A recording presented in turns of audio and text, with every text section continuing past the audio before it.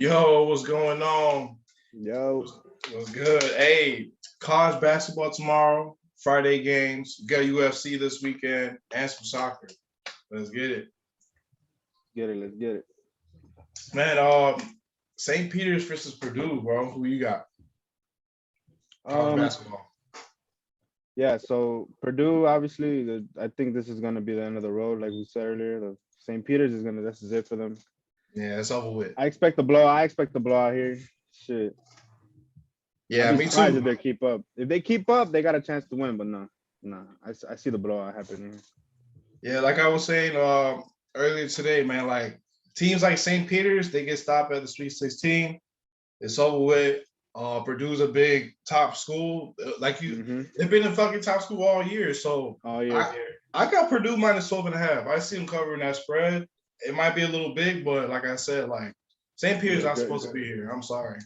Yeah, honestly, that team, that number, that 12, they usually when the number's that high, they expect them to cover that number. They don't put out those 12, 13 numbers up that high for no reason. Right, They exactly. want you to take the points when it looks sweet. When too many points, nah. Sometimes it's not enough. So yeah, I take the 12 and a half tomorrow with Purdue.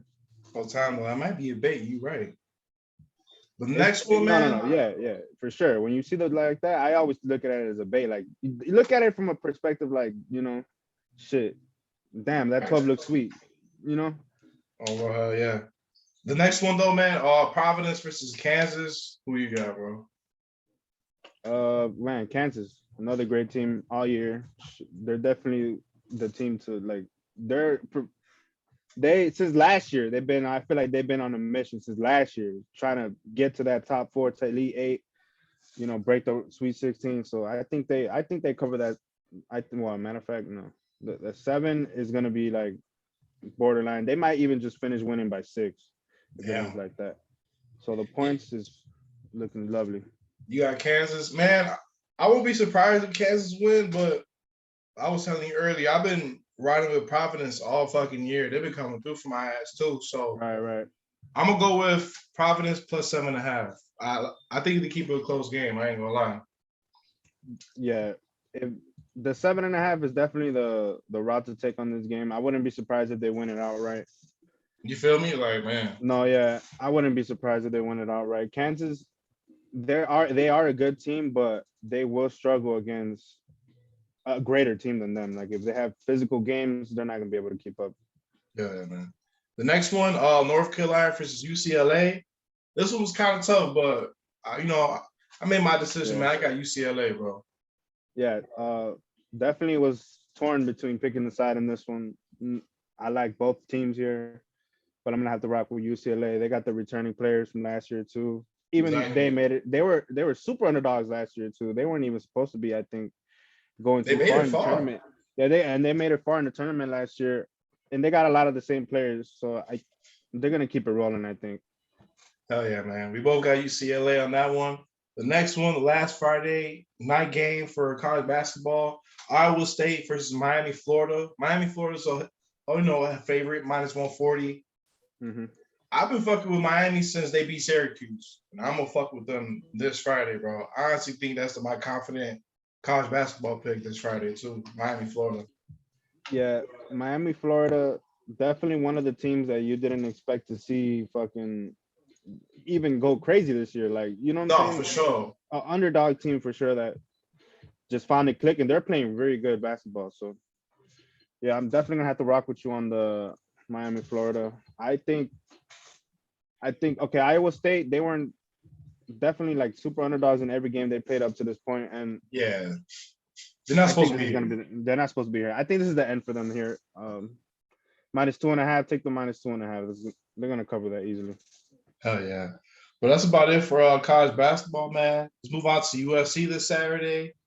Let's start off with the prelim, man. Say we got 4 fights to cover. Um, Hmm. One of them, the prelims, Max Griffin versus Neil Magny. Max Hmm. Griffin's 18-8. Neil Magny's 25-9. Max Griffin, he's 36 years old. Neil Magny's 34. Who you got, bro? Max Griffin's a big favorite. I mean, my bad, a big underdog. It's like what, plus Plus 220 or 200. something like that? 200. Plus 205 if you wherever you shop around. But Max Griffin, last 5 fights, he's 3-5. He is on a 3-fight win streak right now. He's picking up a lot of steam. Been knocking 2 guys out in his past 3 fights. So I like Max Griffin. I don't know why he's a big underdog. Maybe because Neil Magny is so used to, he's used to hugging you, taking you to the ground each fight, Yeah. decisions, mostly decisions in his most of his fights. But I think if Max Griffin catches him good, Oh yeah. he gonna get the knockout.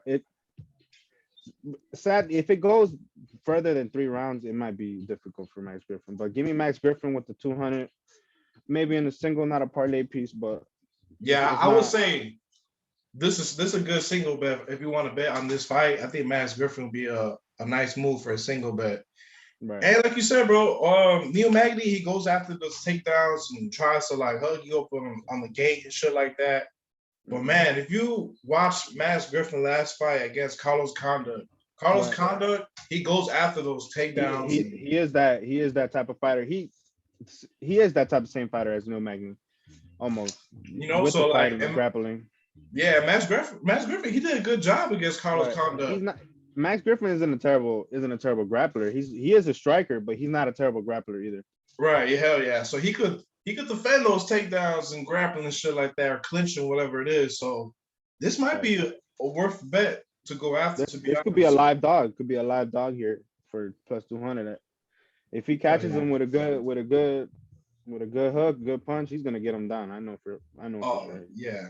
I mean, the only advances Neil Magny has is his reach. He has 80 inches compared to 76 Max Griffin, but I got Max Griffin, man. I think he can pull through with it. Man, I think I got Max Griffin too. I see him. I see him pulling it out. We'll see. I'm surprised he's that much of an underdog, but me too, bro. We'll see what happens. We'll see if But the next one, man, was going on the main card. This was kind of interesting. Askarov, 14-0, 29 years old. He's going against Kaikara France. Kaikara France is 28 years old, 23-9. Kaikaro's last fight, Kaikara France, he fought Cody Brandon, something like that, right? It was yeah. No, Askar, he fought Kaikara France. Kaikara, he fought, yeah. What the fuck? Hold on. Yeah, it was Cody. Yeah, Kobe. It was Cody Granbuck. He knocked out Cody and shit in the flyweight division. I want to go Kaikara France. He's a big underdog too. But man, this guy Askar, bro, he's a Russian. He goes after the takedowns, bro. He's a really submission artist. Definitely gonna probably try to wear him out most of the fight. Yeah, man, and not keep it on the ground. Keep it on the ground. This is gonna be his second fight in the UFC too for Askar. And I was looking at his past fights, like before he even entered the UFC, bro. All his fights, dog, were like, man, they ended like in TKO, submissions, and shit like that. Kaikara France could defend takedowns and wrestling and stuff like that, but you know how these Russians are with their submissions, bro. They're a different breed. Yeah, they don't play. They don't play with the grappling. The grappling is the next level. I got Askar, man. Even though he's a big favorite, I'm gonna go with him, bro. He went to a tie with Brandon Moreno. That says something, you know. Oh yeah, I see him looking at that now. For sure, he's definitely he's undefeated. Yeah, I know, bro. So, definitely a good parlay piece for the coming picks that are coming in the next couple minutes. But Askari, for sure, he's gonna handle it no problem. He's gonna keep it on the ground more than likely. Even if you want maybe a single piece for just decision, he even take it to decision. Yeah, like past 3 fights with decision, right? Yeah, submission. He's gonna either take it to decision or submit him. It's gonna go either way. Yeah, I don't see a TKO. I think he has a game plan for Kai. I don't think he's gonna keep it I don't think he's gonna keep it standing just because Kai is such a good striker. Exactly. I don't think he's gonna try to take it to the ground. So you got Askar too? Yep, Askar. Bet both got him. The next fight, the woman flyweight, Alexa Grosso versus Joanne Wood. Alexa Grosso is 13-3. Yeah, Joanne. Joanne, right? Yeah, Joanne. Yeah, didn't her name used to be Joanne Calderwood, or is that a different bitch? Yeah, I don't know, man. Isn't that her I Calderwood? think I think it is her. I think she's All time. fucking. That is her. Yeah, Joanne Calderwood. Yeah, I remember her. Okay, so So yeah, yeah. Alexa Grosso versus Joanne Collinwood. Grosso, Mexican fighter, 13-3, 28 years old. Wood, she's 36, 15-7 in UFC. If you see Alexis Grosso fight in the past few fights, bro, she's raw, man. She got them hands, For bro. sure, she keeps that pressure on.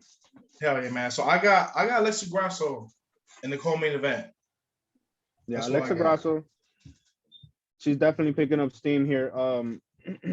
2 fights in a row she's won now, and it's not like she's getting beat up when she loses. She's losing by decision. Yeah, right. She's not getting destroyed or nothing like that. Exactly. I like Alexa Grasso too in this position. She's picking up steam here. And Joanne, as far as Joanne, I think she lost her last fight.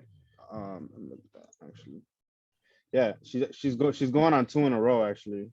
Mm. And at this point, I think at this point she's 36 years old. At this point in her career, they're pretty much just throwing her. Anybody throwing whoever's coming up, they're just gonna throw her in front of her. Yeah, man. Like they usually do this with a player. When you start losing this much, they just throwing up the up and coming guys up at you, the up and coming girls. They're just throwing them Right. at you at this point. Exactly. So But you yeah, got Alexa Grasso. We both got Grosso too for that one. The main event, Curtis Glaze versus Chris Dawkins. Curtis Glaze, 15-3, 31 years old. He went to De La Salle High School, Chicago. Chris Dawkins, 12-4, 32 years old. He's a Philadelphia cop with his bitch ass. But I mean, who you got, bro? I got Curtis Blades, man. Yeah, Curtis Blades for sure. I know this guy's coming off his Dawkins. I know he's coming off a loss, but he I don't think he's fought any. I mean, he's fighting another person that's just as like the guy that he just got knocked out from, which is Derek Lewis. Derek Lewis just knocked his ass out. Right. I don't see how he's gonna be able to keep up in this one. He did okay. Both of these guys got knocked out by Derek Lewis, so they got a fucking something in common here. They're both getting knocked out. Give me Curtis Blaze in this one. He had that little slump with Derek Lewis. He's trying to get back on track here. So give me Curtis Blaze here. Curtis Blade's last fight, he won in the decision 3 rounds with Rosenstrike. So Rosenstrike, yeah. and Honestly, it wasn't a pretty fight. It wasn't pretty. It could have gone either way at the end. To be honest with you, it could have gone either way. I had bet Blades that fight. I wasn't too confident in it. Really? Damn. Yeah, but he won it by decision. Look, man, the reason why I got Curtis Blades, though, bro, I think Chris Dawkins has a win against a wrestler or a good grappler like Curtis Blades. So mostly strikers. Yeah, I'm looking at you feel me? So I think Curtis Blades, he comes with a game plan. So he takes down Chris Dawkins. I don't know how it's gonna end though. I don't know if it's gonna be a ground and pound TKO. If I'm looking at the guys, the past 5 fights that Caucus has fight, it's literally all their guys that are going down like you know what I'm saying? They're going down the ladder at this point in their career. Right. And they're not even fighting that good. Like, look, he fought Alexei Olenek, which he's a way older guy. He's super old. He's actually on this card, I believe. He is actually. Yeah, he's actually on this card.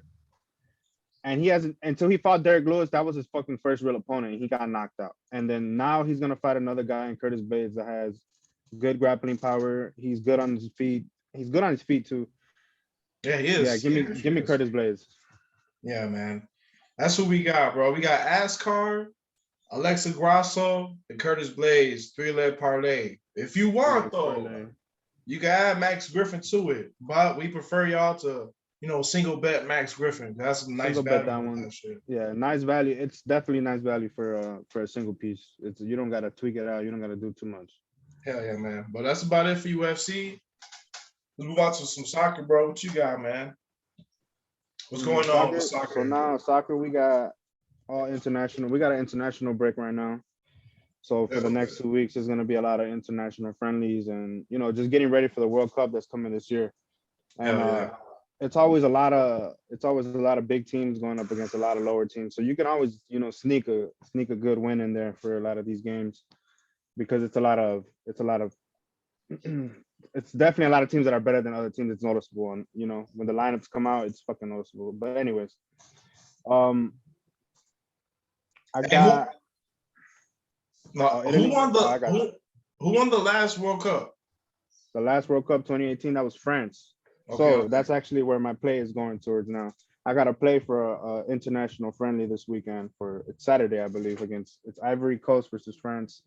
And they're getting ready for the World Cup. They're not going to be playing around at this point. They got to get the chemistry going all over again. Every team is doing this. They're not going to be fucking around, even if it's a friendly. So I got over 2.5 for that game at -115. That's great value for that game. I see it ending 3-1.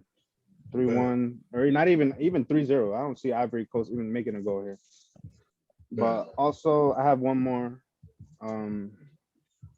It's England versus Switzerland.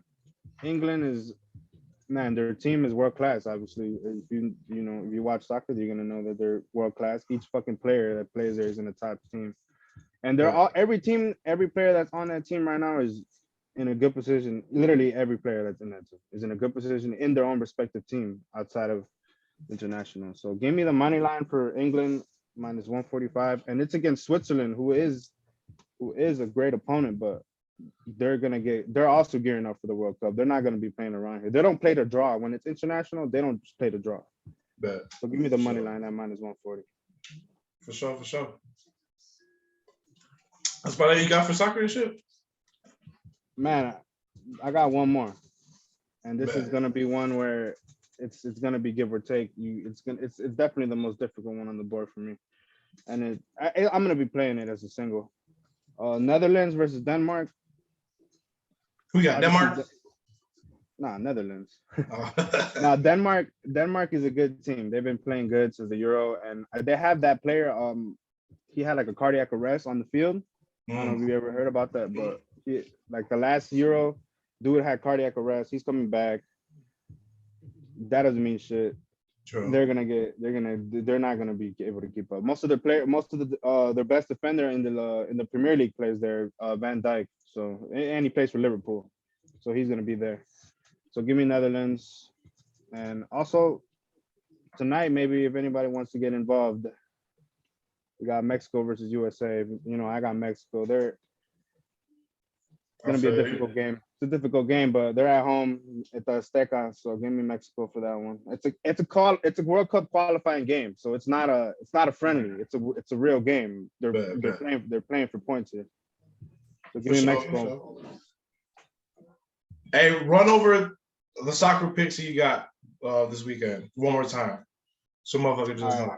So one more time, we got France versus Ivory Coast over 2.5. Bet. Then we got England money line versus Switzerland. Bet. And give me Netherlands money line versus Denmark. For sure. I'm gonna fuck with you on that one. I ain't gonna lie. When does those games start? Those are tomorrow. Saturday, bro. Okay, I bet. Saturday. So we got time to lock those in. Saturday is when it's all going down. So maybe I'm gonna parlay them too in a smaller amount, just as, man. Or even I'm gonna get technical and I'll make a nice parlay. Get technical with it. Yeah, man. But that's about it for today, y'all. Like, subscribe, share, all that other shit. Stay tuned for the next episode, man. Peace out, y'all. Peace, man.